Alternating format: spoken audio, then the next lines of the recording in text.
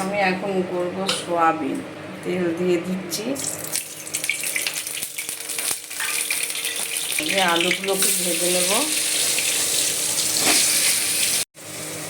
আলুটা ভাজা হয়ে গেছে, আমি এবার সয়াবিনটা এর মধ্যে দিয়ে দেবো। সয়াবিনটা নুন হলুদ আগে মাখিয়ে রেখে দিয়েছি, একসঙ্গে আবার একটু ভাজবো সয়াবিনটাকে। এখানে সয়াবিন আলুটা ভাজা হয়ে গেছে, এবার আমি আবার ফোড়ন দেব। জিরে ফোড়ন দিয়ে দিলাম, একটা লঙ্কা বা তেজপাতা। এবার দেব লঙ্কা আদা বাটা, এবার দেব হলুদ।